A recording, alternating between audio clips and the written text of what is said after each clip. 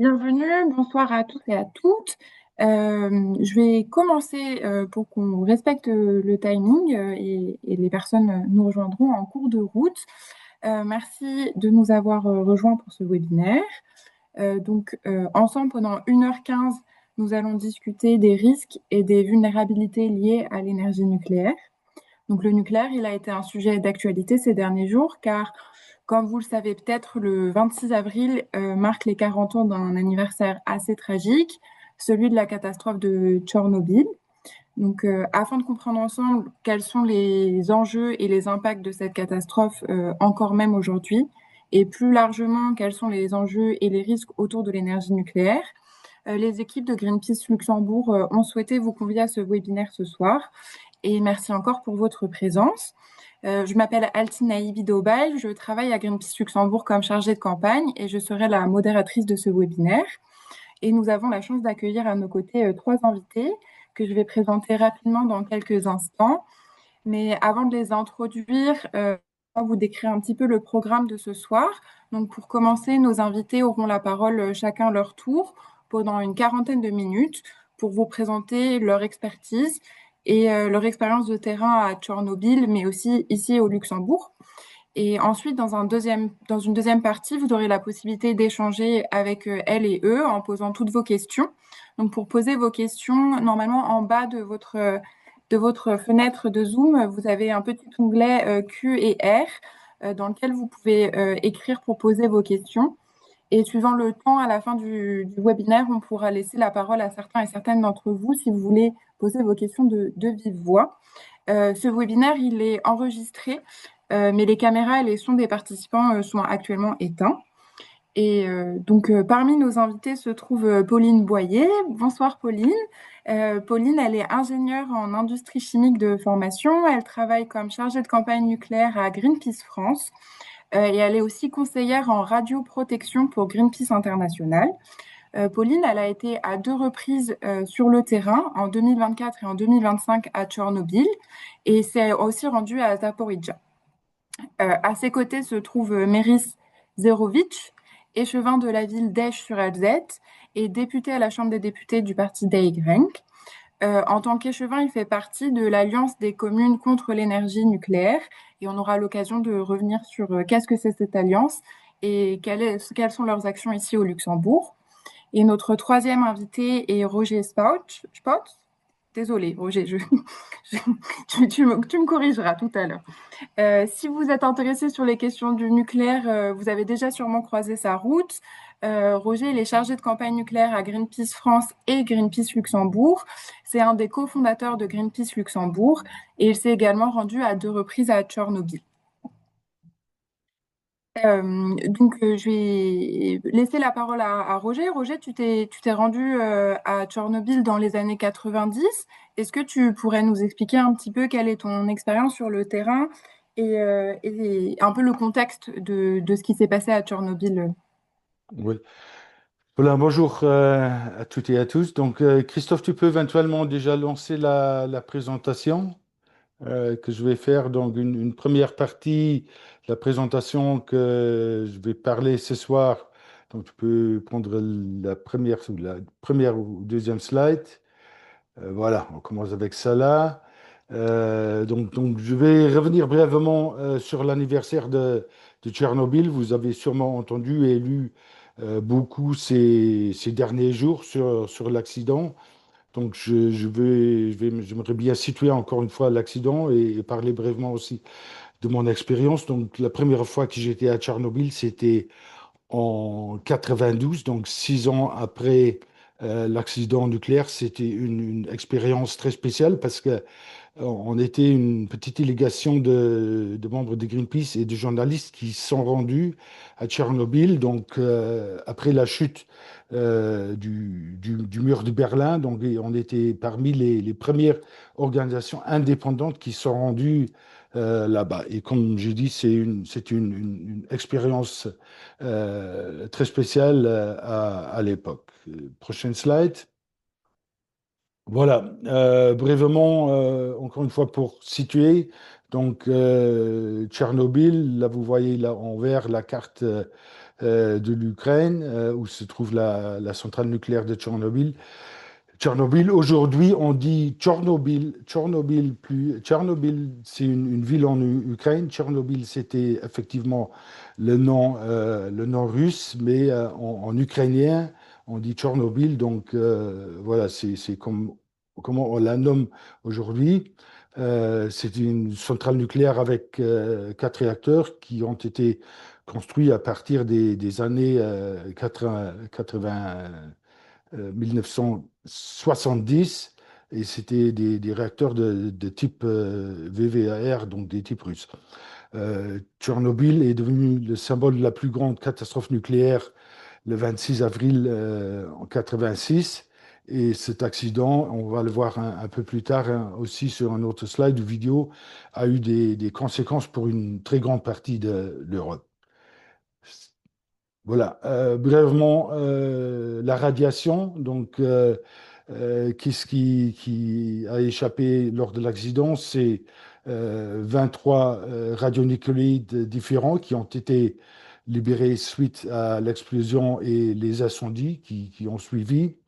Il y avait 31 personnes qui sont décédées directement des suites du syndrome d'irradiation. Et il y a environ 2 millions de personnes qui ont été exposées aux radiations. Voilà. Je reviens sur la structure du confinement ou le sarcophage, qui est aussi d'actualité ces dernières années, suite à l'invasion russe en Ukraine. Donc actuellement, donc, le combustible nucléaire fondu et les débris restent toujours une source dangereuse pendant des siècles. La construction d'une coque en béton, ce qu'on appelle le sarcophage, qu'on voit sur cette image qui avait été prise lors de ma visite, a été une épaisseur d'un mètre environ. Il y a entre 600 000 et 900 000 personnes, soit des militaires ou des civils, qui ont été mobilisés comme liquidateurs pour décontaminer le site de Tchernobyl. Et entre 2010 et 2016, il y a eu la construction ce qu'on appelle le New Safe Confinement, une nouvelle structure qui a été construite au-dessus du sarcophage pour mieux protéger contre l'échappement de nouvelles poussières radioactives ou de la radiation.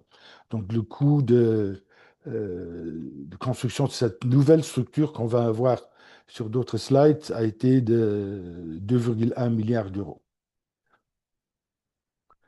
Les conséquences pour la région, donc en tout, plus de 300 000 personnes ont été évacuées des zones contaminées. Il y a aujourd'hui toujours cette fameuse zone d'exclusion de 30 km autour de Tchernobyl, où il y a presque personne qui y vivent. Par contre, il y a des gens toujours qui travaillent à Tchernobyl pour contrôler les réacteurs qui s'y trouvent, qui ne fonctionnent plus.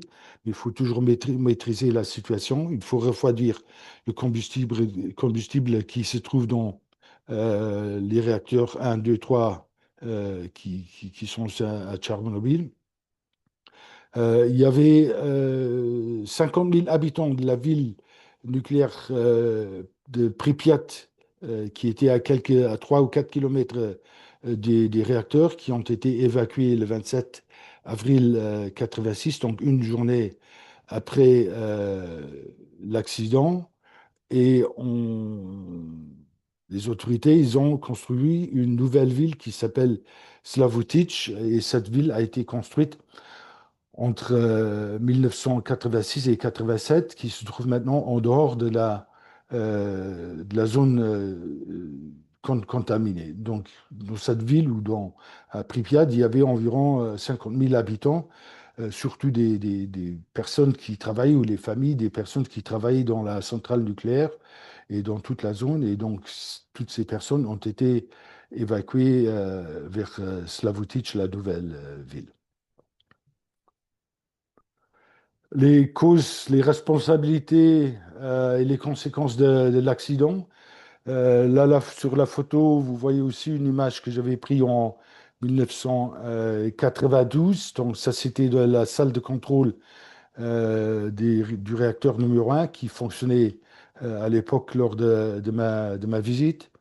Les détails et les faits relatifs à l'incident ou à la catastrophe ont été tenus secrets pendant de longues années. Euh, la catastrophe a été principalement imputée aux techniciens de la centrale de Tchernobyl, mais il s'est révélé plus tard que c'est aussi dû à la construction du réacteur ou le fonctionnement du réacteur. Donc, c'est aussi des problèmes techniques. Donc les causes ont été vraiment révélées après l'effondrement de l'Union soviétique. Donc on s'était aperçu qu'il y avait des graves défauts de conception et que le fameux test de sécurité était insuffisant. Pour revenir brièvement, Tchernobyl au cœur de la guerre menée par la Russie, donc le 24 février 2022, le site de la centrale a été occupé par les troupes russes. Ces troupes se sont déplacées dans la zone qui est toujours fortement contaminée sans protection. Ils ont creusé des tranchées, ils ont libéré des nuages avec des poussières radioactives. Et le 14 février 2025, donc l'année dernière, la nouvelle enceinte de protection a été gravement endommagée lors d'une attaque de drones russes. Et là, sur l'image, on voit qui a été prise il y a quelques semaines par des collègues de Greenpeace qui étaient aussi présents à Tchernobyl. Et ils se trouvaient là à l'intérieur de la nouvelle structure de confinement où on peut seulement rester pendant un temps très réduit. L'impact radiologique pour l'Europe, pour avoir encore une fois un aperçu quelles zones ont été touchées. Donc les premières zones qui ont été touchées, c'était l'Ukraine même, la Bélarus et la Russie. La propagation en Europe, c'était surtout l'Iot 131 et le césium 137. D'abord, le nuage est allé vers les pays scandinaves, après vers l'Europe de l'Est, l'Europe centrale et occidentale. Et la couverture géographique, c'était environ 40% de l'Europe ont été recouvertes par le nuage radioactif. Tu peux éventuellement montrer brièvement la vidéo. Voilà, ça c'est une simulation qui a été faite par l'Institut de radioprotection et de sûreté nucléaire en France.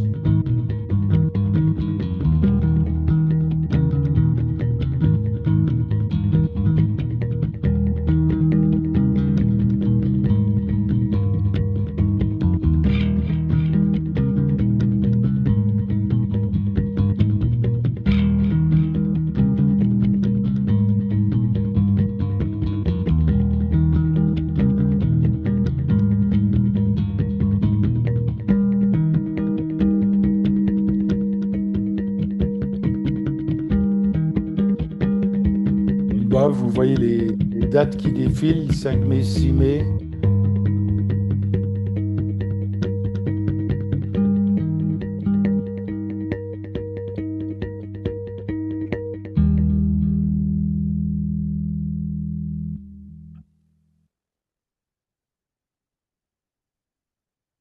Voilà pour la première partie et ma première présentation est normalement terminée. Je passe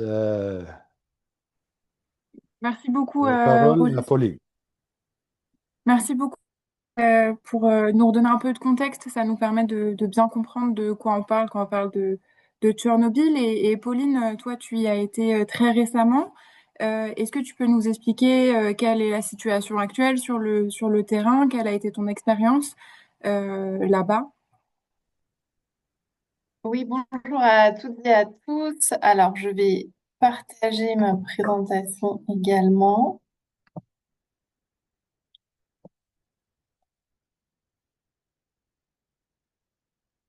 Alors, je vais essayer de la mettre en grand. Diaporama.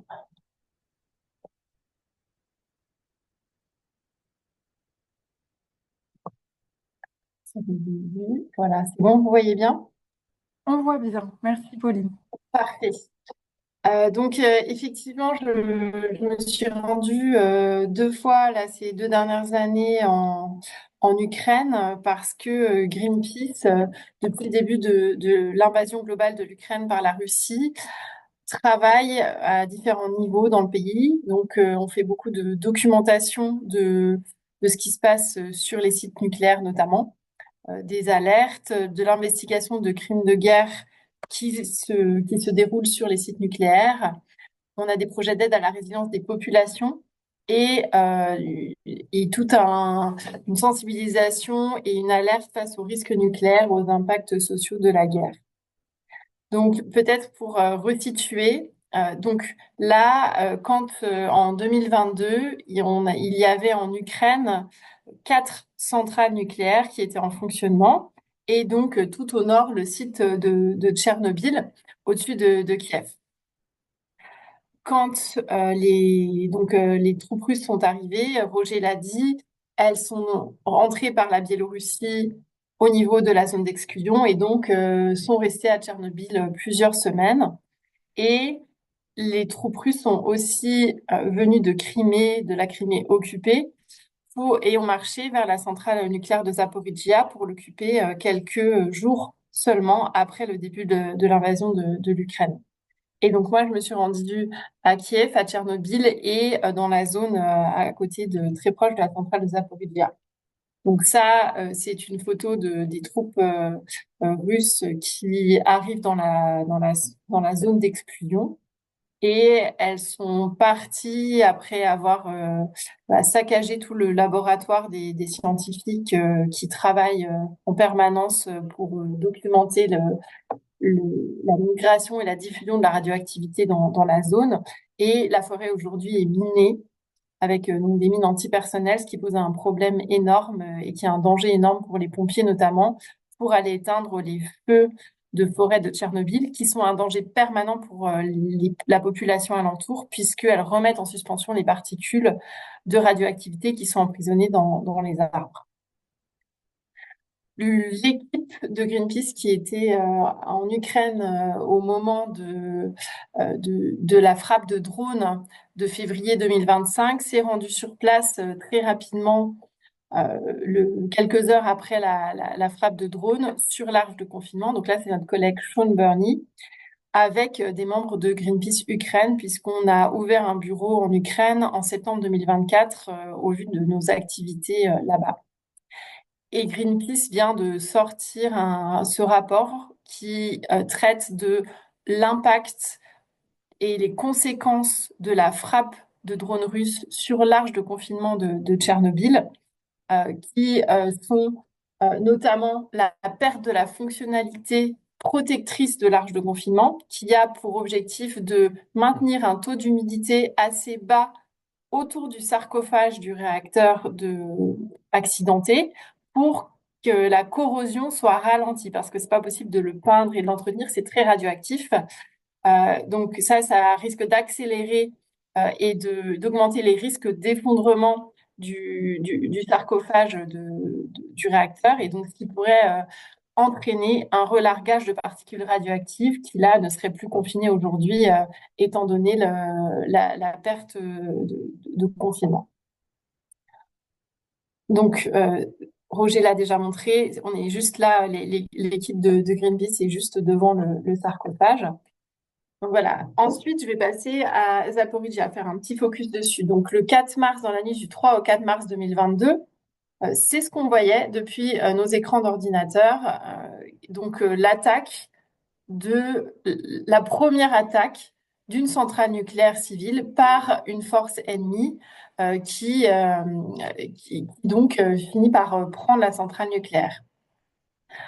C'est une première, c'est un événement historique et ça devrait être pensé au niveau international et pour qu'on en tire aussi les conséquences de ce qu'on veut faire comme choix énergétique notamment, alors que le contexte géopolitique aujourd'hui est de plus en plus alarmant. Et donc, cette centrale, elle a été transformée en base militaire parce que, évidemment, les Russes font le pari que les Ukrainiens ne vont jamais attaquer la centrale nucléaire, donc ils stockent beaucoup de matériel, de munitions, et ils s'en servent aussi potentiellement comme base de lancement. Il y a toute une documentation sur les risques, et les risques sont notamment, donc heureusement, la centrale, enfin les réacteurs de la centrale Zaporijia ont été éteints très rapidement ont été arrêtés très rapidement après l'occupation parce que en temps d'occupation, il aurait été très dangereux de laisser les réacteurs fonctionner. Donc, Greenpeace a publié énormément de rapports documentés avec des photos sur la militarisation de la centrale, notamment en travaillant avec Mackenzie Intelligence Service pour aussi documenter les mises en scène par l'armée russe de fausses attaques de drones sur la centrale, en disant ce sont les Ukrainiens qui attaquent la centrale, alors que c'était faux. Et la guerre en Ukraine est notamment une guerre avec beaucoup de désinformation. L'ONG True Front, qui est une ONG ukrainienne, a publié un rapport très récemment qui prouve la complicité de Rosatom dans des crimes de guerre sur des employés ukrainiens de la centrale qui refusaient de signer des contrats russes. Donc des actes de torture, de menaces de mort sur eux et sur leurs familles. C'est ce qui se passe à Zaporijia en ce moment, c'est que pour la première fois, une entreprise d'État, donc liée au régime russe en l'occurrence, a rejoint une armée qui a volé une centrale nucléaire et a participé à sa prise de contrôle administrative, euh, qui conduit à asseoir l'autorité russe à la fois dans la centrale et dans la ville d'Enerodar, qui est la ville sur laquelle est implantée la centrale, et donc qui a instauré un cycle de violence physique et psychologique envers les employés de la centrale, qui amène à saper complètement tous les piliers qui permettent la sûreté nucléaire de la centrale. Et donc, ce qui se passe dans cette centrale, ça illustre bien la convergence entre la violation des droits humains avec la torture qui est infligée aux employés, une infraction au droit international, c'est complètement interdit d'attaquer une centrale nucléaire, et ce qui amène des risques graves pour la sûreté et la sûreté nucléaire.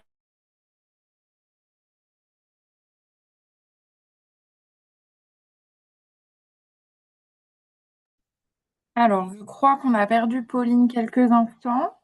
Si Roger et Méris peuvent confirmer pour moi que ce n'est pas uniquement moi. Oui, ok.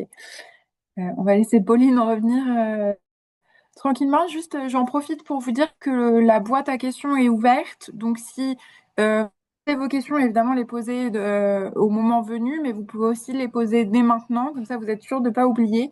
Et moi, évidemment, je ferai l'effort de pouvoir les reposer à nos invités lorsqu'ils auront fini leur présentation.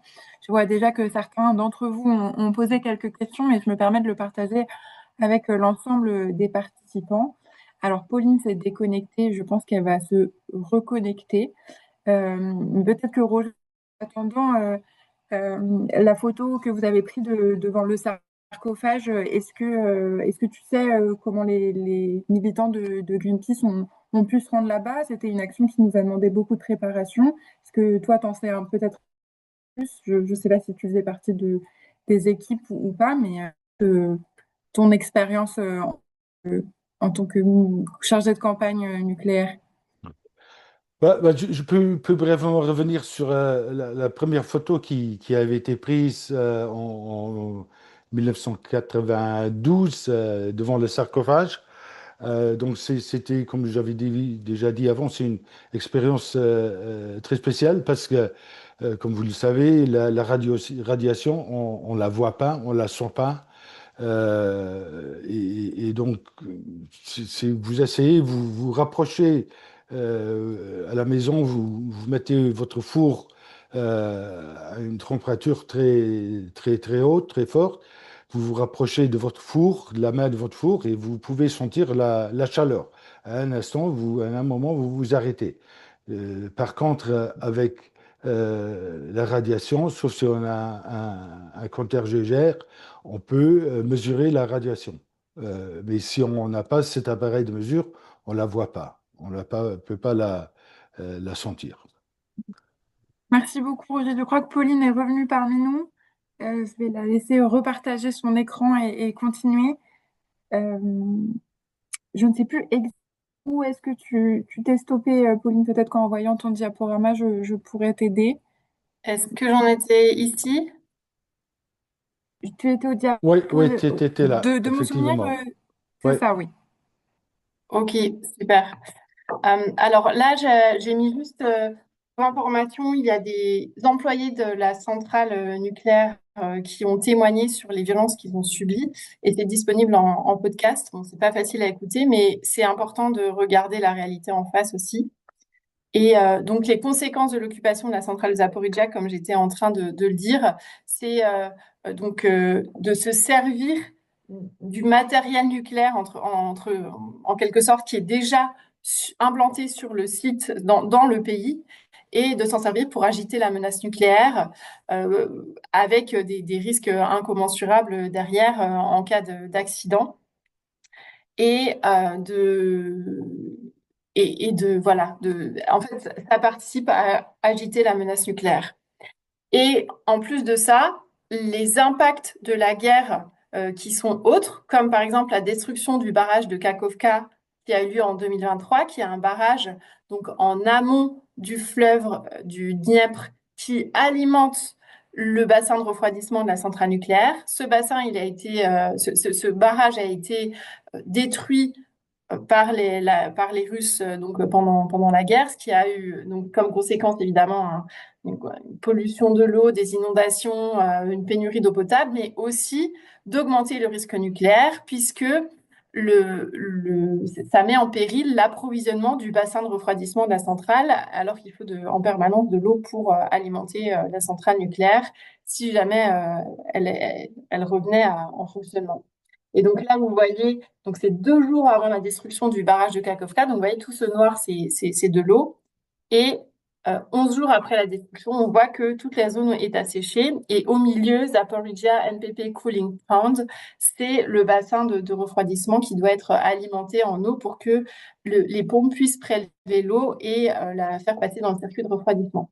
Et aujourd'hui encore, bien sûr, même si les réacteurs sont arrêtés, il faut encore de l'eau pour refroidir les piscines de combustible usé et les cœurs de réacteurs. Donc, ce qui se passe en Ukraine aujourd'hui, c'est que une des tactiques des Russes, c'est de frapper systématiquement les installations énergétiques pour plonger l'Ukraine dans la précarité énergétique. Ce qui fait que, en ce moment, on a toujours un risque important par rapport aux 3 centrales nucléaires ukrainiennes qui sont encore en fonctionnement. Et un des projets de la Russie depuis quelques années, c'est de redémarrer la centrale nucléaire de Zaporizhzhia, ce qui serait tellement dangereux que c'est même pas imaginable, puisque, comme on l'a dit tout à l'heure, il n'y a aucun pilier de la sûreté nucléaire qui peut être complété. Et là, je termine sur ce sujet donc, alors que on est dans une situation l'Ukraine est en situation de précarité énergétique, aujourd'hui, les écoles et les hôpitaux développent des projets de panneaux solaires et de systèmes de panneaux solaires et de batteries, ce qui leur permet d'avoir de l'électricité, alors même qu'il y a beaucoup de risques de blackout réguliers et qu'il y a un système de temporisation d'approvisionnement d'électricité. Et donc là, c'est l'école de Mirové, qui est un village proche de Zaporizhzhia, avec lequel nous avons un projet, Greenpeace a un projet de pose de panneaux solaires. Et donc là, je vous montre vite fait, c'est l'abri où les enfants vont pendant les raids aériens. Et donc, quand on y est allé, il n'y avait pas encore de panneaux solaires. Donc là, vous voyez, il s'éclaire à la lampe torche. Et donc, ils jouent dans le bunker avec quand même dans une obscurité assez grande. Et donc, ce sont des installations, les panneaux solaires, qui sont vraiment importantes pour avoir des meilleures conditions. Et là-bas, les énergies renouvelables, on voit vraiment que ce sont des énergies de résistance face aux frappes russes, de résilience pour la communauté et de paix. Et donc, c'est pour ça que depuis le début de l'invasion globale, ces systèmes sont développés énormément, et notamment avec Greenpeace Ukraine en partenariat avec de nombreuses autres organisations, ont mis en place sur des hôpitaux et des écoles tous ces systèmes. Et dans les hôpitaux, les panneaux solaires peuvent littéralement sauver des vies, puisque même s'il y a des frappes sur la ville, les patients peuvent continuer à être soignés. Et donc, notre collègue Paulina Kolodiazna a mis en place un programme pour former des femmes à devenir installatrices de panneaux solaires. Et donc, c'est un projet aussi, un vecteur d'émancipation des femmes dans une société qui est encore assez patriarcale. Et donc, c'est un nouveau travail destiné aux femmes. Je vais m'arrêter là. J'ai commencé à publier sur le blog de Mediapart des chroniques de ces missions en Ukraine. Et voilà, vous pouvez y accéder. C'est en accès libre. Merci beaucoup. Merci beaucoup, Pauline, pour toute cette expérience de terrain et d'avoir progressivement amené quand même un petit peu d'espoir. Voilà, c'était très appréciable. Mais en parlant donc voilà, l'actualité en Ukraine évidemment nous amène à repenser ces questions de résilience énergétique et notamment de choix au niveau de nos consommations énergétiques. On a aussi des actualités ici plus locales. Donc ça peut être la construction de nouveaux réacteurs dans tes pays limitrophes au Luxembourg, ou alors la prolongation de durée de vie de certains réacteurs existants de plus de 40 ans, ce qui est le cas de la centrale de Cattenom. Méris, donc toi tu fais partie d'une alliance, donc si je me trompe pas, l'Alliance des communes contre l'énergie nucléaire. Est-ce que tu peux nous expliquer un petit peu qu'est-ce que c'est cette alliance, quelle commune en fait partie et quelles sont les initiatives que vous portez ici au Luxembourg?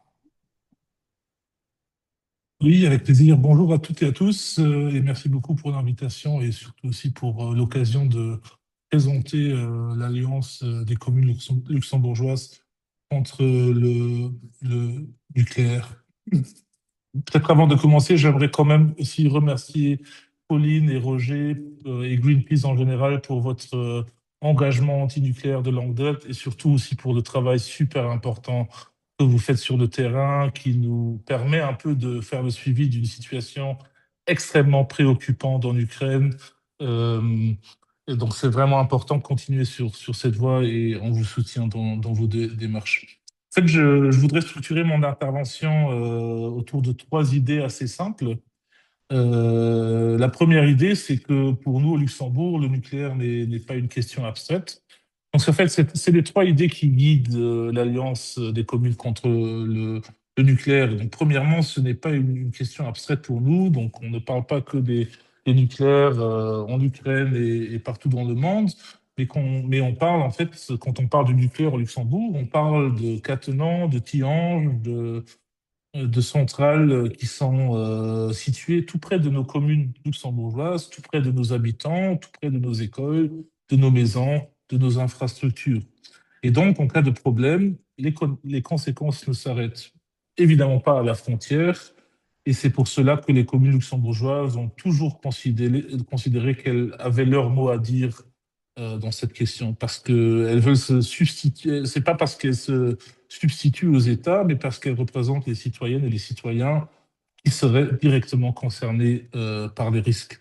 La deuxième idée, aussi très simple, c'est que cette mobilisation communale n'est pas nouvelle. Donc, l'Alliance des communes contre le nucléaire a été récemment relancée par notre collègue Tom Jungen, bourgmestre de la commune de Reuser, Et je pense que c'est une relance très, très importante dans le temps qu'on vit aujourd'hui. Et cette relance s'inscrit dans une longue tradition luxembourgeoise, en fait. Déjà après Fukushima, en 2011, de nombreuses communes luxembourgeoises se sont mobilisées contre le nucléaire. À l'époque, une plateforme de communes contre le nucléaire avait été lancée, notamment sous l'impulsion de Henri Cox, qui à l'époque était le bourgmestre de Rébiche. Et je pense que ça montre une chose très, très importante. Au Luxembourg, l'opposition au nucléaire n'a en fait jamais été seulement une question de parti politique ou de positionnement politique. C'était toujours aussi une position très forte au niveau communal. Et la troisième idée, et ça rejoint un peu le point sur lequel Pauline a terminé, c'est que aujourd'hui, donc, l'Alliance s'est reconstituée en fait autour de deux objectifs principaux. Premièrement, clairement, se positionner sur le front antinucléaire et prendre de l'influence sur les débats actuels et aussi les procédures de prolongation qui nous attendent. Mais en même temps, on ne voulait pas se limiter sur ce côté antinucléaire. En même temps, on voulait se focaliser sur notre engagement pour les énergies renouvelables et pour cette alternative qu'on a, en fait.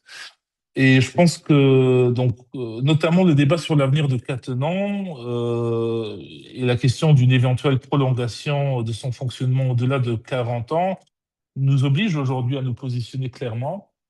Quand on suit un peu le débat, même au niveau européen, on nous présente parfois le nucléaire comme une réponse moderne en fait aux défis climatiques et énergétiques. Alors que si on regarde un peu le cas des réacteurs français, belges, etc., il ne s'agit pas de construire l'avenir en fait. Il s'agit de prolonger le fonctionnement d'anciennes installations avec des questions légitimes sur la sûreté, sur le vieillissement des infrastructures, les risques liés au changement climatique, la gestion de crise et notamment aussi la transparence vis-à-vis des citoyennes et des citoyens concernés. Et donc notre message, il est très clair. La lutte contre le changement climatique ne peut pas servir de prétexte pour minimiser les risques nucléaires. Sécurité, climat et souveraineté énergétique ne doivent pas être opposés. Au contraire, ils doivent aller ensemble. Et c'est pourquoi, justement, l'Alliance ne se limite pas à dire non. Nous disons clairement non à la prolongation de Cattenom et à d'autres centrales nucléaires.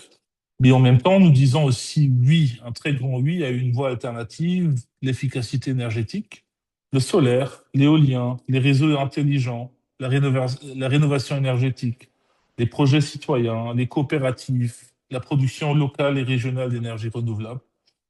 Et je pense que les communes ont un rôle très, très concret à jouer.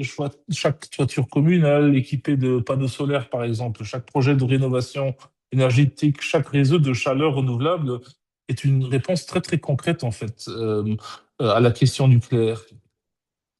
Et je pense que, donc, en conséquence, l'Alliance des communes rappelle ainsi une chose essentielle, et c'est que la démocratie locale peut et doit prendre la parole lorsqu'un risque transfrontalier concerne directement la population. Nous ne voulons pas être simplement informés après coup, nous voulons être entendus en amont. Les citoyennes et les citoyens de nos communes ont le droit à la sécurité, à la transparence et à une vraie alternative énergétique. Et donc, pour conclure, je dirais ceci. La question de Cattenom et du nucléaire n'est pas seulement une question de technologie ou de production électrique, c'est surtout une question de responsabilité politique. Et pour nous, commune luxembourgeoise contre le nucléaire, cette responsabilité est double. Refuser, premièrement, la banalisation du risque nucléaire, et deuxièmement, et surtout, démontrer par nos politiques locales qu'un autre modèle énergétique est possible. Pour conclure, peut-être, parce que ça m'a interpellé, en fait, les explications de Pauline sur le rôle de Rosatom. Quand on écoute tout cela, on se dit c'est assez loin de nous, ça se joue en Ukraine. J'aimerais rappeler sur ce fait que c'est une question très très concrète aussi pour nous, parce que Rosatom est en train de construire un nouveau réacteur nucléaire au sein de l'Union européenne, en Hongrie, avec des surcoûts extrêmes, avec des délais qui ont été dépassés, mais surtout aussi avec cet acteur qui est accusé de crimes de guerre, qui en fait revient à construire et après exploiter une infrastructure critique au sein même de l'Union européenne. Donc je pense que sur cette question de Rosatom, c'est super important qu'on continue de sensibiliser et de mobiliser les gens parce qu'il y a aussi un enjeu très très concret, même pour nous au Luxembourg. Voilà, je termine sur ceci voilà, j'attends avec impatience la discussion. Merci. Merci beaucoup, Mérис. J'ai déjà plein de questions pour vous trois qui apparaissent. J'ai hâte de pouvoir vous les poser. Mais avant ça, je vais redonner brièvement la parole à Roger. Je dis brièvement Roger parce qu'on a pris du retard avec les petits problèmes techniques. Donc, je te demande de faire au plus vite pour laisser le temps aussi que vous puissiez avoir pour répondre aux questions. Donc, Roger, il y a une procédure de consultation qui vont venir. Euh, à propos justement de Catnum, est-ce que tu peux nous en dire un peu plus et nous expliquer quels sont les enjeux de ces consultations à venir et est-ce qu'il faut arrêter Catnum voilà, à l'issue de ces 40 ans Voilà. OK, merci Alti. Donc, je vais essayer d'être bref. J'ai quelques slides qui expliquent un peu les risques liés à la prolongation de la durée de vie des réacteurs de 1300 MW ou d'autres réacteurs qui atteignent maintenant 40 ans. Slide suivante. Voilà, on avait vu avant, lors de la présentation sur Tchernobyl, une vidéo sur de la dispersion de la radioactivité suite à l'accident en 86. Là, on avait, si tu peux lancer la vidéo, Christophe, voilà, on voit une simulation euh, qu'on a fait il y a 2 ans avec des experts suisses comment la radioactivité se dispersait en cas d'un accident à Cattenom.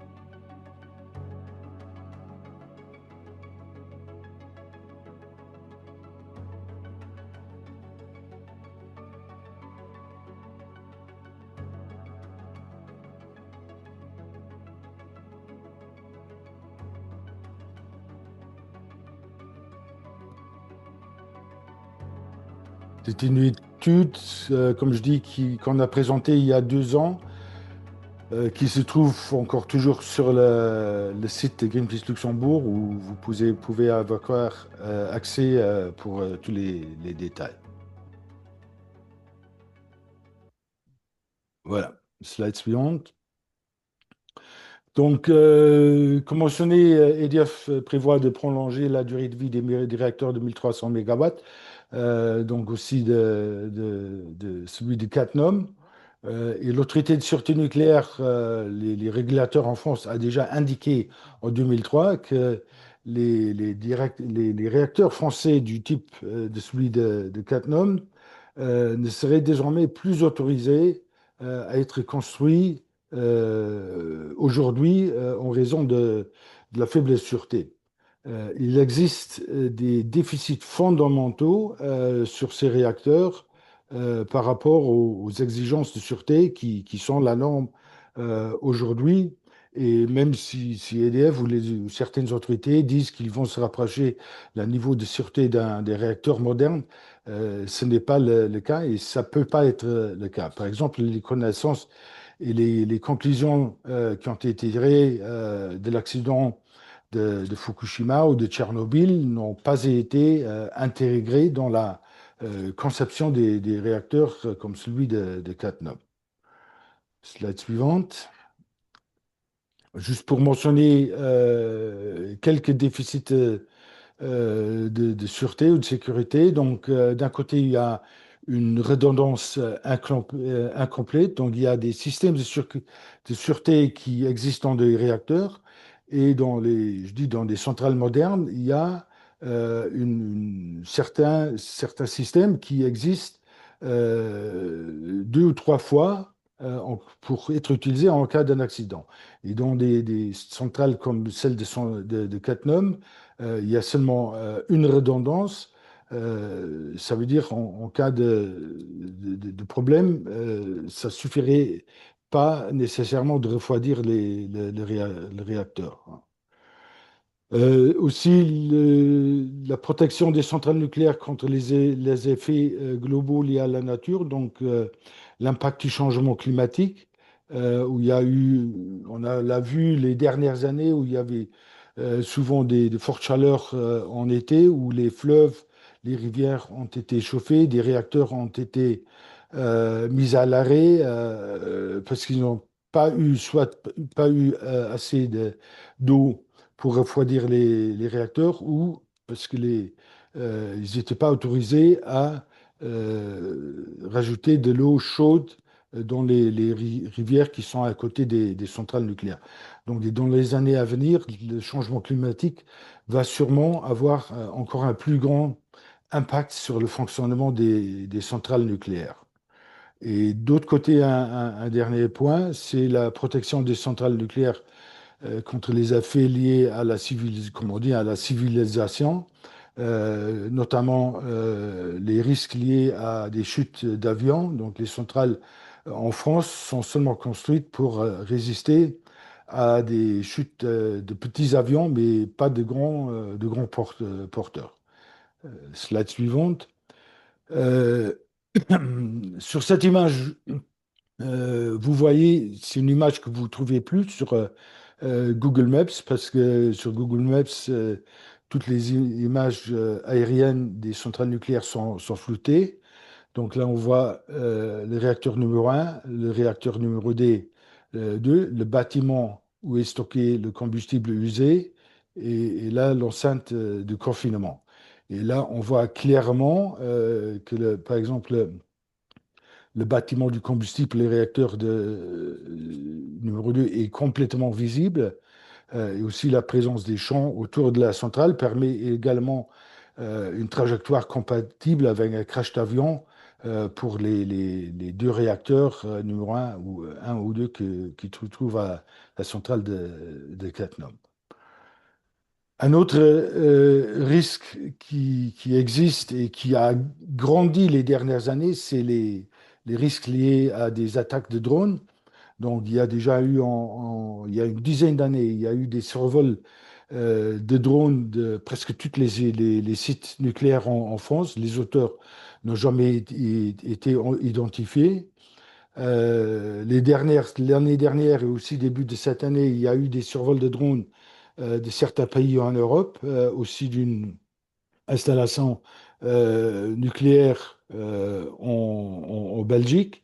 Et les drones présentent également de grands risques pour des actes de malveillance. Par exemple, sur cette image, même s'il y a des systèmes de détection des drones, mais sur cette image, on pourrait voir qu'un drone pourrait voler au-dessus de la clôture pour passer entre certains passages, vol à basse altitude pour atteindre les réacteurs ou les bâtiments avec les combustibles où sont stockées les infrastructures critiques. Donc c'est un risque qui a vraiment augmenté les dernières années.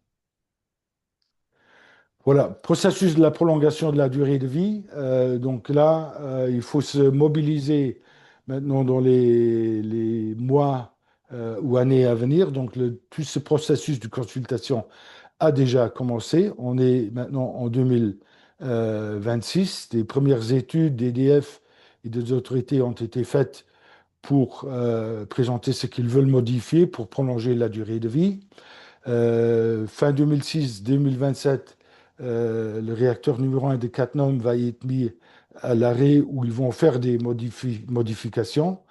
Mais même avec ces modifications, les réacteurs de Cattenom ne peuvent pas atteindre un niveau de sûreté comme il est requis aujourd'hui pour des nouveaux réacteurs et certains risques ne peuvent jamais être écartés.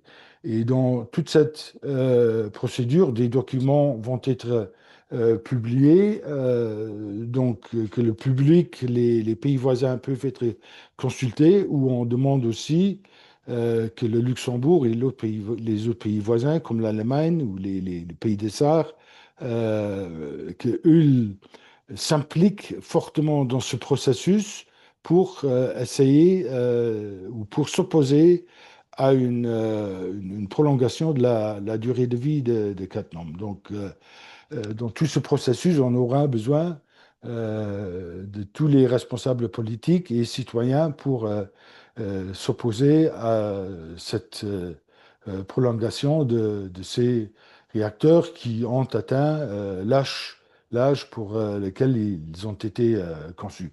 Et comme je dis avant, même avec certaines mesures qui vont être mises en place, ce n'est, je dis, que du rafistolage. Donc, les réacteurs existants ne peuvent jamais être sûrs. Voilà, terminé. Merci beaucoup, Roger. Ça a été très rapide. Ça nous laisse du temps pour les questions. On peut remettre enlever le diaporama pour l'instant et vous mettre en plein écran, comme ça tout le monde pourra bien vous voir. Alors, j'ai de nombreuses questions. Je vais essayer d'en regrouper quelques-unes et d'essayer de vous les attribuer, mais sentez-vous libre d'intervenir sur une question voilà, sur laquelle vous vous sentez à l'aise d'intervenir ou de venir au contraire si vous n'avez pas d'éléments de réponse, vous n'êtes pas obligé de tout savoir non plus, même si vous êtes tous experts de cette question. Alors, la première question qui est venue, c'est sur les conséquences sanitaires sur le long terme. La personne s'est étonnée qu'il y ait que quelques dizaines de morts directes après la catastrophe de Tchernobyl et donc s'interroge sur voilà quelles sont vraiment les conséquences sanitaires d'une catastrophe nucléaire sur le long terme. Si vous avez peut-être quelques éléments de réponse, et je pense que Pauline, peut-être que sur cette question, tu as peut-être une perspective plus large sur l'impact sur la santé, ou peut-être Roger, je sais pas. Pauline, si tu te sens à l'aise, je t'en prie. Je peux commencer, tu me complètes, Roger. Oui, alors effectivement, donc déjà, il faut avoir en tête que les institutions et les organes qui font la promotion du nucléaire dans le monde comptent les morts spectaculaires, entre guillemets, les morts dues aux irradiations, les morts fulgurantes, quoi, ou celles qui ont été le cas dans les morts qui ont été à Moscou, mais qui sont décédés très rapidement. Donc, c'est le syndrome des irradiations aiguës. Mais le mal de Tchernobyl, le mal des rayons, c'est aussi celui dans le long terme. Et aujourd'hui, concrètement, donc, on est dans une fourchette entre 10 000 et 100, 200 000 morts. C'est très difficile à quantifier parce que euh, c'est un facteur de risque qui est beaucoup plus important. Mais en tout cas, ce qu'on sait, c'est qu'il y a de nombreuses études qui montrent la relation entre l'ingestion de faibles doses, c'est-à-dire le fait que des gens, et notamment sur les enfants, parce que les enfants et les jeunes femmes sont encore plus sensibles à la radioactivité parce que leur corps se développe très vite et donc il y a beaucoup plus d'impact sur les cellules de l'ingestion de radioactivité. Et donc les enfants de Tchernobyl sont une association qui a été créée juste après Tchernobyl et notamment ces enfants-là sont exposés quotidiennement à la radioactivité parce qu'ils mangent des produits qui viennent des jardins contaminés par notamment le césium 137. Et donc, il y a une multitude d'études, et notamment de beaucoup de médecins biélorusses. La Biélorussie a été très touchée par le nuage radioactif, qui montrent qu'il y a notamment des augmentations de cancers, de tout type de cancer. Et bon, la thyroïde, on connaît très bien en France aussi, parce qu'on a beaucoup de gens qui ont eu des cancers de la thyroïde. Mais pas seulement.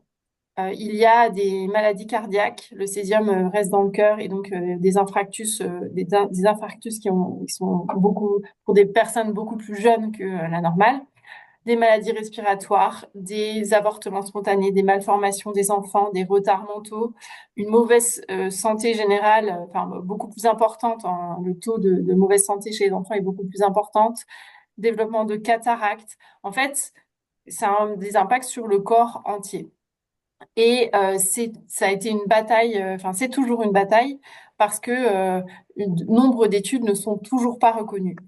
Et par contre, ce qu'on estime, enfin là en tout cas, il y a encore des millions de personnes qui sont exposées à ces faibles doses.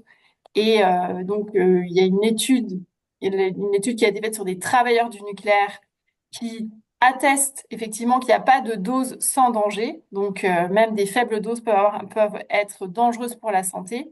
Mais cette étude-là, elle ne s'appuie pas sur cette multitude d'études qu'on a déjà sur les enfants de Tchernobyl et on voit que ça a un impact sur les prochaines générations. Donc, c'est-à-dire que là, on est à deuxième, troisième génération. On voit que les enfants des parents qui ont été exposés à des hautes doses de radioactivité ont des impacts. Merci beaucoup, Pauline. Je pense que c'était clair. Je pense pas, Oui, à moins que Roger, tu aies... ouais, je vais juste rajouter l'un de le mot.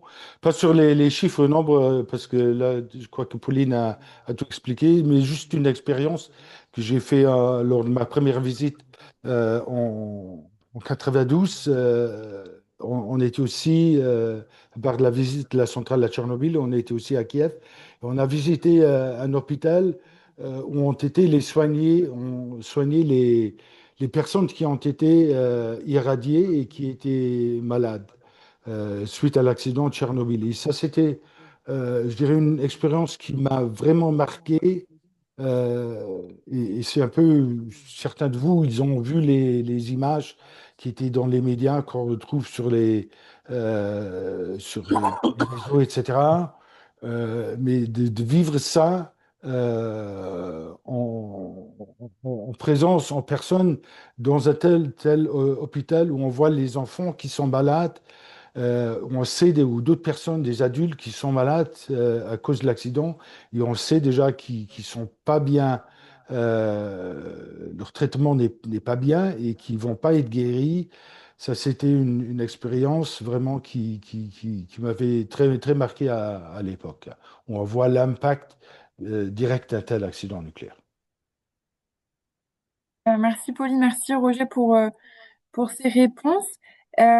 J'ai plusieurs personnes qui s'interrogent sur des alternatives, que ça soit potentiellement des alternatives nucléaires. Donc, plusieurs personnes ont posé des questions sur les petits réacteurs. Qu'est-ce que ça change? Est-ce que ça change vraiment quelque chose? Et d'autres personnes posaient la question sur le nucléaire, excusez-moi, le lapsus, les éoliennes et le solaire. Est-ce que ce sont vraiment des énergies qui peuvent être constantes, même dans des périodes en hiver où il y a moins de soleil ou sur le vent? Voilà. Est-ce que c'est véritablement des alternatives qu'on peut mettre en avant comparées au nucléaire? Peut-être que voilà, vous avez sûrement tous les trois des éléments de réponse, donc, Si vous, si vous permettez, je commence. je t'en prie, Vas-y, Maëlys. Mérис. Ouais. Euh, donc, un peu sur le nucléaire et sur ces nouvelles idées de petits réacteurs, etc., etc. Donc, tout d'abord, ce que j'aimerais dire, que c'est pas forcément des nouvelles idées. Je pense que pour des gens qui sont un peu engagés dans la politique énergétique, les idées des petits réacteurs modulaires, c'est aussi une idée qui est promue par l'industrie du nucléaire depuis 20 ans. Et le constat aujourd'hui, c'est que c'est toujours encore une idée théorique. Donc, on n'a pas vraiment de preuves pratiques que ça fonctionne, premièrement. Deuxièmement, surtout après avoir vu la présentation de Pauline sur la manière de laquelle l'armée russe utilise le risque nucléaire comme arme de guerre. Ça, on est sur une grande installation nucléaire. Imaginez ça et imaginez le risque si on avait bientôt des tout petits réacteurs un peu partout en Europe. Et imaginez en fait le risque potentiel pour des personnes qui aimeraient faire des actes malveillants et utiliser en fait le nucléaire comme arme de guerre. Et troisièmement, je pense que fondamentalement, même ces petits réacteurs ne changent pas grand-chose. Reste la question des ressources primaires qui ne sont pas chez nous à Luxembourg ni en Europe, la plupart de l'uranium pour l'exploitation du nucléaire français vient toujours encore de Russie, d'Azerbaïdjan, de pays avec des régimes totalitaires très problématiques. Donc il reste cette question de la dépendance en fait de régimes totalitaires. Euh, et surtout, et finalement, parce que je l'ai vu aussi dans les questions, il y a la question du coût. Il y a aujourd'hui des gens qui veulent nous expliquer que le nucléaire est moins cher que le renouvelable.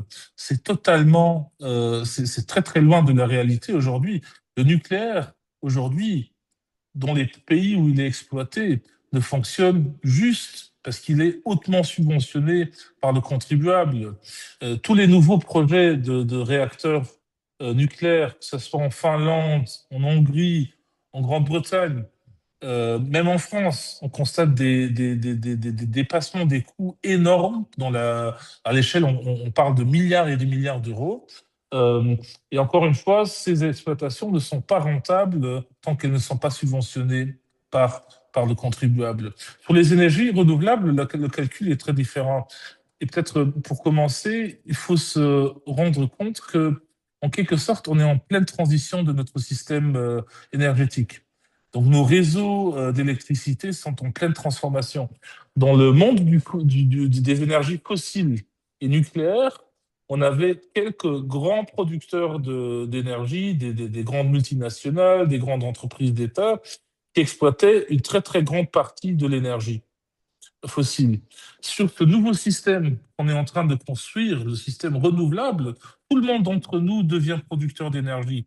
Donc on passe d'un système énergétique centralisé à un système qui est hautement décentralisé. Dans un système hautement décentralisé, on a besoin d'énergies qui sont flexibles. Et le nucléaire n'est pas flexible. Donc ça, c'est un des très, très grands problèmes pour le futur. Euh, les énergies renouvelables, tout le monde peut en faire partie. Moi, dans ma commune, on a lancé un projet de photovoltaïque de balcon. Donc aujourd'hui, même les locataires, sans être propriétaires de leurs biens, peuvent participer à la transition énergétique, peuvent réduire leur facture d'énergie et d'électricité. Et ils peuvent faire cela à un coût extrêmement compétitif.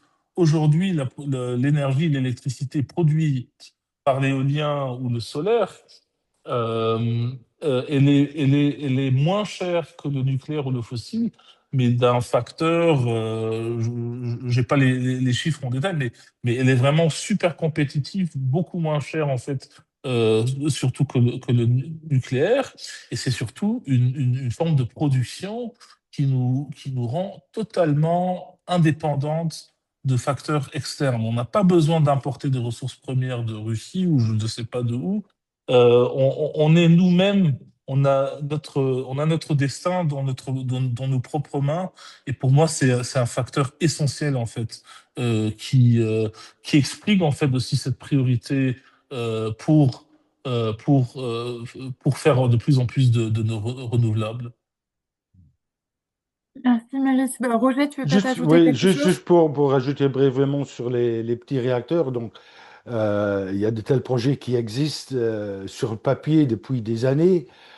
Si on regarde, il y a beaucoup ou plusieurs entreprises qui avaient des idées ou des projets pour développer de tels réacteurs qui ont fait faillite les dernières années. Donc, on voyait que ça fonctionnait pas, les coûts ont augmenté.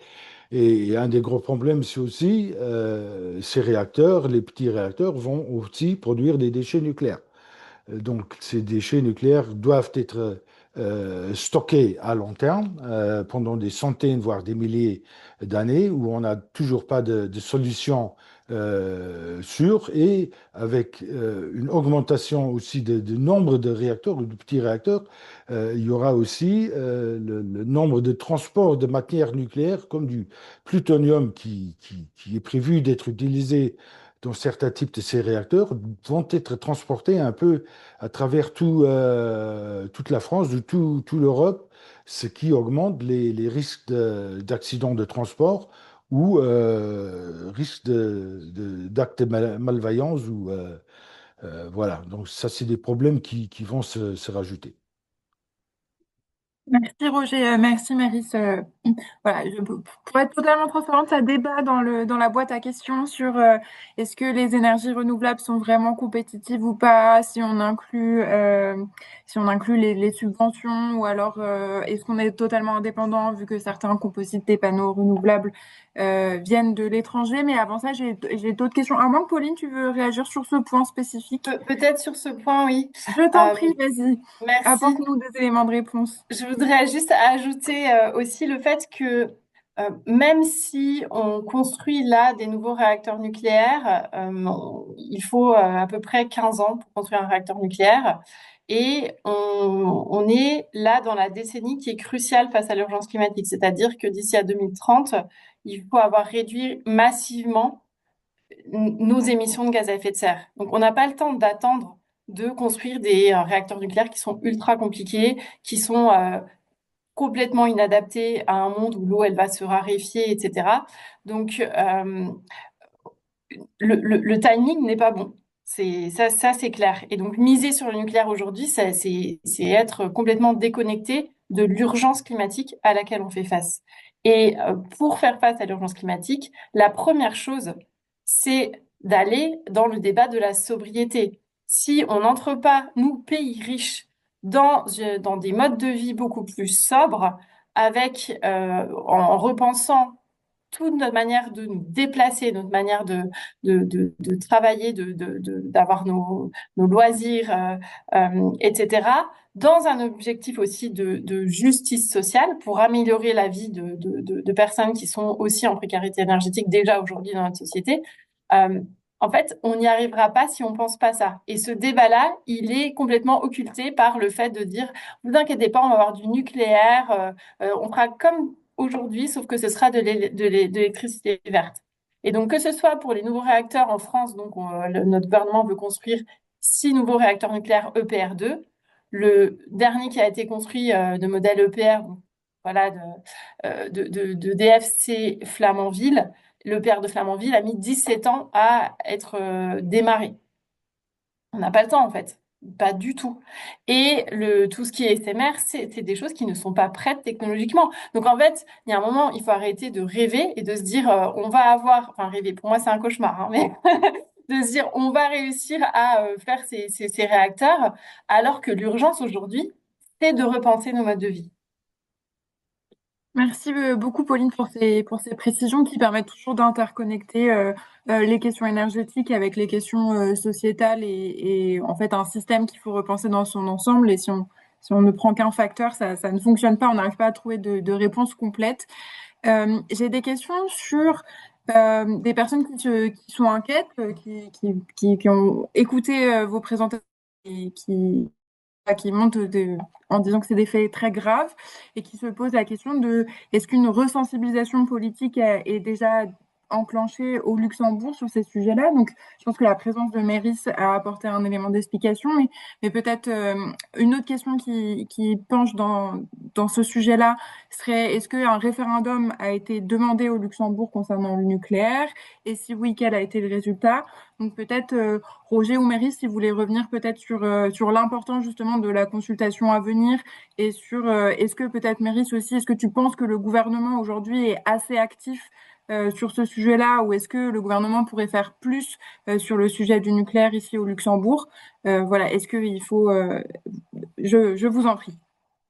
Peut-être je vais commencer. Donc, bon, un référendum n'a pas été fait au Luxembourg. Donc, mais peut-être que certains de vous le savent que dans les années 70, il y avait un projet de construire une centrale ou un réacteur nucléaire au Luxembourg, à Schengen ou à Remerschen, qui aurait dû être construit avec RW, l'entreprise allemande. Là, il y avait une très grande opposition politique au Luxembourg, donc par les parlementaires, par la population, par les syndicats. Et donc, cette idée a été rejetée, ou finalement, le Luxembourg a rejeté de construire une centrale nucléaire. Et quelques années plus tard, bon, la France a construit Cattenom à 10 km de la frontière luxembourgeoise. Donc, en fait, il n'y a jamais eu de référendums. Donc, même aussi pour la construction des centrales près des frontières luxembourgeoises, soit en Belgique ou au Luxembourg. Le Luxembourg ou l'Allemagne, qui peut aussi être impacté, n'a jamais été consulté.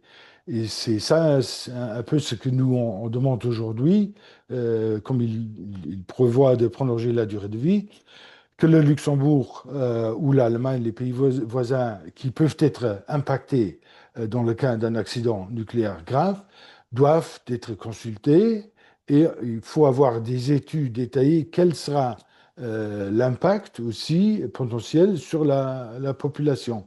Et c'est ça où on demande aussi au gouvernement, soit luxembourgeois, allemand, pays des arts, de s'engager au niveau politique et éventuellement juridique pour s'opposer à une telle prolongation de la durée de vie sans consultation des pays qui peuvent être impactés. Les risques, tu peux éventuellement rajouter. Oui, je pense que sur la situation actuelle, donc il y a quelques semaines, on s'est vu en tant qu'Alliance des communes avec les représentants du gouvernement, avec le ministre de l'Énergie, la ministre de la Santé et le ministre de l'Environnement pour faire le point un peu où on en est. Donc le gouvernement nous a expliqué que voilà, il va poursuivre en fait son opposition dans le cadre des procédures officielles. Il s'est engagé à créer un groupe interministériel pour préparer ces démarches et nous a promis d'associer en fait l'Alliance des communes à ce groupe interministériel, parce que maintenant il s'agit vraiment d'élaborer des études juridiques, des études techniques, etc., pour construire vraiment un bon case en fait contre la prolongation de Cattenom. Donc là, on est dans cette démarche. Et je pense que c'est OK. En même temps, je pense que c'est essentiel de construire ces alliances aussi au niveau européen et transfrontalier. Donc, nous, en tant qu'Alliance des communes, on fait aussi un outreach à nos partenaires, aux villes et aux communes qui sont dans la grande région pour, pour augmenter la pression, pour augmenter la mobilisation. Et je pense que le gouvernement devra faire la même chose au niveau national, avec certains gouvernements européens, qui, il n'y en a pas beaucoup en ce moment, mais il y en a encore qui sont toujours opposés au nucléaire, euh, aux collectivités locales ou régionales pour vraiment construire une alliance très très large. Donc on est dans le processus, on s'est lancé. Et je pense que voilà, on a besoin du soutien de tout le monde pour continuer sur cette voie-là, parce que voilà, il y a vraiment un enjeu. Merci beaucoup, Roger. Merci beaucoup, Méris. J'ai encore le temps peut-être pour une ou deux questions avant de clôturer. Euh, il y a une question notamment sur si jamais il y a un accident, qui est-ce qui paye? A priori, Fukushima aurait coûté 400 milliards d'euros, donc je l'apprends dans ce commentaire. Et peut-être en même temps, je pose une deuxième question qui était euh, est-ce que vous avez une estimation du prochain accident suivant la liste des quatre des séries apparemment. Donc je pense pas que vous puissiez nous faire une estimation de date, mais peut-être vraiment ressouligner oui voilà les enjeux de sécurité derrière et peut-être voilà en l'illustrant euh, je sais pas, voilà, parce que cette personne s'interroge sur quand est-ce que un prochain accident pourrait intervenir et peut-être avoir votre avis sur cette question. Donc peut-être sur la facture, je sais pas si quelqu'un a cet élément de réponse. Roger, Oui, Roger. oui, oui, oui, sur la facture, là, je crois que c'est Et très bonne bien. question d'ailleurs. Voilà, C'est très pertinent. là, je peux expliquer. Donc, le domaine nucléaire est très spécial par rapport aux d'autres industries. Donc, les centrales nucléaires n'ont pas, comme chaque industrie ou chaque particulier, une assurance qu'ils doivent payer chaque année pour couvrir les risques. Mais les risques nucléaires sont couverts par des conventions internationales où il y a les pays, différents pays qui sont membres à ces conventions. et ils sont engagés en cas d'un accident nucléaire qu'ils vont mettre de l'argent pour payer les risques. Ça veut dire qu'il y a les pays membres qui doivent payer dans ce pot. Il y a aussi les opérateurs qui doivent payer dans ce pot en cas d'un accident. Mais les fonds vont être limités. Et c'est ça le grand problème. Et aussi les risques sont couverts sont aussi limités. Ça veut dire s'il y a maintenant un accident, je dis un Cattenom qui arrive ou dans notre centrale nucléaire, les premiers qui arrivent, qui peuvent prouver qu'ils ont un dommage, ils vont être payés, mais si le pot qui n'est pas assez grand, si on compare les coûts de l'accident de Fukushima, il n'y a plus d'argent qui sera là pour endommager les personnes ou entreprises qui ont subi un dommage. Et ça, c'est un système très spécial dans le domaine nucléaire, euh, mais où le Luxembourg, et là on a réussi il y a quelques années à faire pousser le gouvernement luxembourgeois à voter une loi spécifique que aussi le Luxembourg qui aurait une couverture illimitée. Ça veut dire que quelqu'un qui subit un dommage au Luxembourg à cause d'un accident dans une centrale nucléaire, il peut déjà d'abord aller devant un tribunal au Luxembourg. Il ne doit pas aller à Paris devant un tribunal ou en Belgique ou dans un autre pays, mais il peut faire la plainte ou la réclamation de dédommagement au Luxembourg et ça devrait être illimité. Merci Roger. Mérys, tu voulais ajouter quelque chose très Non, rapidement? juste pour ajouter, parce que la question des assurances est aussi une des questions ou une des concurrences déloyales, disons, du nucléaire, parce que c'est la seule forme d'énergie qui ne doit pas s'assurer. Moi, si demain je veux exploiter une éolienne, mais évidemment que je vais conclure une assurance. Alors que l'assurance pour les centrales nucléaires, parce qu'elle serait très très chère, en fin de compte, elle sera portée ou elle sera payée, la facture elle sera payée par le contribuable français, luxembourgeois, européen, en fin de compte. Donc voilà, donc c'est une question très très pertinente. Eh bien, merci beaucoup Mérys, merci beaucoup Roger et merci beaucoup Juste Pauline. éventuellement pour Ah, brièvement revenir à la tu me question, coupes dans ma conclusion, Roger. oui, Tu as à peine une minute. dernière remarque, le prochain accident nucléaire, bon, c'est difficile. J'espère qu'il n'y en aura pas, mais c'est pas exclu. Si on voit la situation qui existe toujours en Ukraine, où on a frôlé à plusieurs reprises un accident nucléaire. Si on regarde la situation actuellement avec la guerre en Iran, voilà, où la centrale de Boucher a été aussi, il y avait eu des attaques tout près de cette centrale. Donc il y a des infrastructures nucléaires qui se trouvent dans des zones de conflit. Mais il y a aussi, avec le vieillissement des centrales nucléaires, il y a un risque qui augmente et il y a les marges de sûreté qui diminuent, hein. Voilà, donc avec une prolongation de la durée de vie des réacteurs, le risque d'un accident va clairement augmenter aussi. Merci beaucoup Roger, d'où l'importance de ce webinaire ce soir, d'où l'importance de réunir ensemble un maximum d'informations pour alerter et sensibiliser autour de ces risques et de cette vulnérabilité de l'énergie nucléaire. Merci sincèrement, Pauline, Roger et Mérys, pour la qualité de vos réponses, la précision et le temps que vous avez passé avec nous ce soir. Avant de se quitter, je voulais rappeler à nos participants et participantes que le webinaire a été enregistré et qui sera disponible sur YouTube. Donc, surveillez vos emails. Voilà, le lien vous sera transmis. Si vous voulez continuer à vous informer, il y a à suivre le travail de Greenpeace, il y a plein de ressources sur notre site internet, donc n'hésitez pas à aller jeter un œil. Et dernièrement, avant de quitter ce webinaire, je voulais vous rappeler que Greenpeace, c'est une organisation qui est 100% indépendante. On ne dépend d'aucune entreprise, on ne reçoit aucune subvention publique, c'est uniquement vos dons et les dons de toutes les personnes qui nous soutiennent, qui permettent de pouvoir agir et de continuer nos actions. Donc, tout don est précieux. Merci beaucoup de nous soutenir et merci beaucoup de continuer à le faire. Je crois que vous avez reçu dans le chat un lien vers notre page de dons. Mais voilà, n'hésitez pas à continuer à nous soutenir, c'est vraiment très précieux. Merci encore à Pauline, à Roger et à Méris. Et je vous souhaite à tous et à toutes une très bonne soirée.